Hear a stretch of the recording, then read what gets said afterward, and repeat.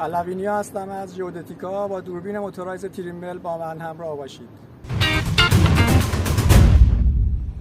دوربین های موتورایز تریمبل کیبورد های مختلفی بهش میخوره و این کیبورد در واقع کیبورد ACU هست و داره سیستم عامل ویندوز. با یه دکمه روشن میشه و میتونیم از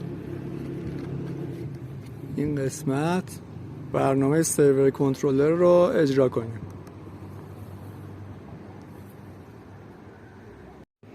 همونطور که میبینید به 6 قسمت کلی تقسیم میشه. برای ساخت جاب از قسمت فایل استفاده میکنیم که میتونید نیو جاب بزنید یا یه فایل دیگر رو واقعا اینجا فراخوانی کنید و ایمپورت اکسپورت بگیرید. در قسمت سروی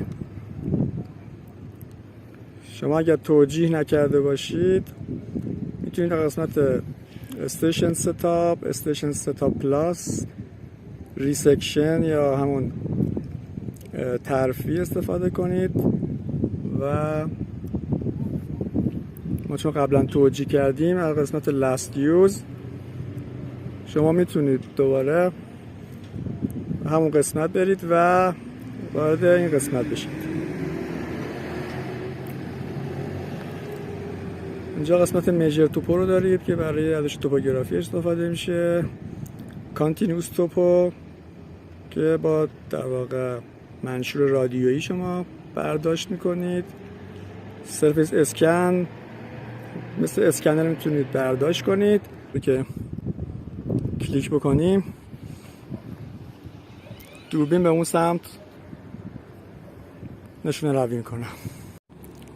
اینجا ما یک منشور داریم که با منشورهای دیگه که دیدید متفاوته و با این دکمه روشن میشه و 2 تا باتری قلمی میتونه در واقع این منشور رو روشن کنه. این منشور توسط دوربین و اون ترکری که قسمت پایین وجود داره ردگیری میشه.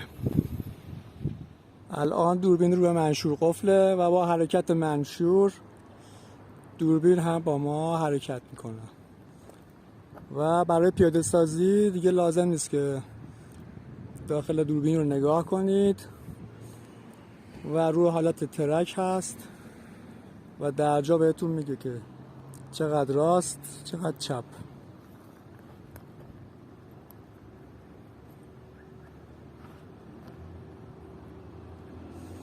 می‌بینید که دوربین دائما با من میچرخه. فقط حرکت ناگهانی انجام ندید که دوربین منشور رو گم میکنه.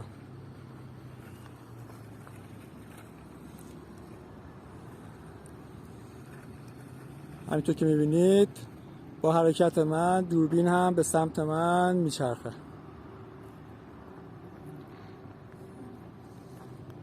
و برای پیاده سازی بسیار عالی هست.